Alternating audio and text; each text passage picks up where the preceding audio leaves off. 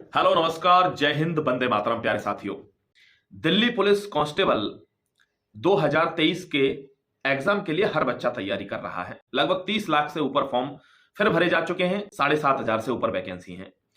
देखो दोस्तों, सबसे पहले आपको एक बात बता देना चाहता हूं with all of my experience कि चंपा के 10 फूल, चमेली की एक कली, मूर्खों की सालों साल और चतुरों की 2 घड़ी हमेशा बराबर होती हैं। आपने देखा होगा बहुत से लोग सालों साल एक प्रक्रिया में लगे हुए हैं और वो प्रक्रिया है तैयारी की।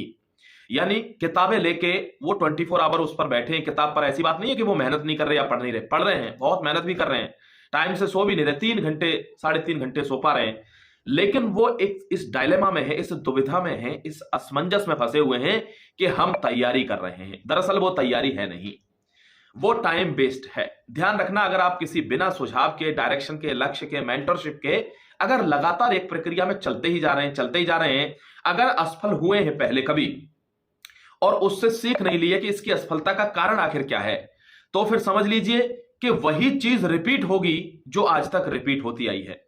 ध्यान रखना दोस्तों, हमेशा तौर तरीके बदलने चाहिए, तेवर नहीं बदलने चाहिए। आप पढ़ाई करिए, पढ़ाई आपको छोड़नी नहीं है, लेकिन तरीके बदलने होंगे। अभी जो बच्चा बहुत नई नई चीजों की तरफ भाग रहा होगा, यानी जिसका काफी कुछ सिलेबस हो चुका होगा, लेकिन वो चाहता है कि मैं सब कुछ कर जाऊं, वो भी इसमें मात खाएगा। और जो बच्चा बिल्कुल ही नहीं पढ़ा होगा, तो हो सकता है दोस्तों वो रेयर केस में, रेयर ऑफ द रेयर में पास हो जाए। अदरवाइज ऐसे बच्चे बहुत मुश्किल निकलते हैं। ध्यान रखिए, अगर आपकी एक सॉलिड और एवरेज प्रिपरेशन है और आप एवरेज प्रिपरेशन होने के बावजूद इन बाकी के 20 दिनों में उस की गई प्रिपरेशन को कैसे दोहराते हैं, कितनी बार दोहराते हैं, यह आपकी जीत सुनिश्चित करेगा। प्यारे साथियों, यह मैं पूर्ण एक्सपीरियंस के साथ आपको बता रहा हूं।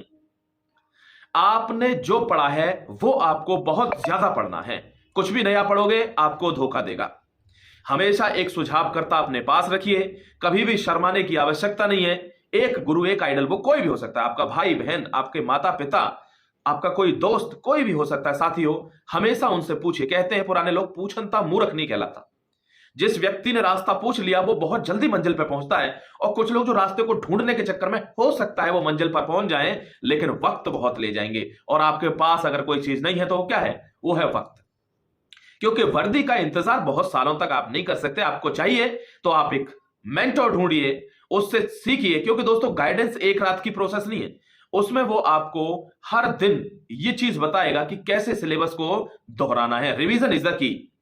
पढ़ सब रहे हैं, 30 लाख बच्चे पढ़ रहे हैं, लेकिन ध्यान रखना, नौकरी 2,500 लड़कियों की लगेगी, नौकरी सिर्फ 5,000 लड़कों की लगेगी। समझता हूं कि बहुत ही साधारण रूप से मैंने बहुत बड़ी बात आपको बताई है। अगर आप जरा भी समझदार होंगे तो इस काम को फॉलो करेंगे। दोस्तों, अगले आने वाले वीडियो में मैं आपको कुछ बेहतरीन टॉपिक्स लेकर आऊंगा और उन टॉपिक्स को यहां साइड में आपको वो टॉपिक्स सारे दिख जाएंगे। लगभग 25 या 20 टॉपिक होंगे जीके के, जो आपको रिवाइज करने पिछले 20 दिनों के अंदर। और दोस्तों, लगभग इतने ही 8 से 7 टॉपिक होंगे मैथ्स के, कि उनके अलावा जिस बच्चे को मैथ बहुत कम आती है या पहले देखी नहीं है, वो बच्चा मैथ में इसके अलावा कुछ ना करके जाए। प्लीज आप कैलकुलेटेड रिस्क पर खेलना, क्योंकि अगर आपको नौकरी चाहिए, दिल्ली पुलिस का कुछ पता नहीं अब कब भर्ती निकालेगा। हो सकता है अगली साल निकाल दे, हो सकता है 2 साल 3 साल ले जाए। ठीक है, तो अगर आपको इसी साल गर्म लोहे पर हथौड़ा मारना है तो इन चीजों को ब्लाइंडली फॉलो कर लेना। वादा करता हूं 2020 में बहुत से बच्चों को जॉब लगवाई है दोस्तों, आपकी भी लगेगी। 2020 में ऐसे बच्चों को जॉब लगवाई है दोस्तों कि जो कभी विश्वास ही नहीं करते थे कि हमारी नौकरी लग जाएगी, वो आज नौकरी पर हैं, अपनी पोस्टिंग पर हैं। और बहुत से बच्चों ने तो, हमारे पढ़े हुए बच्चों ने अपने YouTube चैनल्स बना लिए दोस्तों। अपने YouTube चैनल्स बनाकर वो आपको गाइड कर रहे हैं, तो उनका गाइडेंस भी आप ले सकते हैं, क्योंकि उन्होंने इस प्रोसेस को फॉलो किया है, इसको पार किया है, तो वो आपको भी कुछ अच्छा ही बताएंगे। लेकिन हर जगह से गाइडेंस भी नहीं लेना, इसमें भी अपना विजडम यूज करना है आपको। ठीक है, चलिए, मैं समझता हूं आप मेरी बात को समझ गए होंगे, जो मैं आपको समझाना चाह रहा था। शुक्रिया, जय हिंद, वंदे मातरम।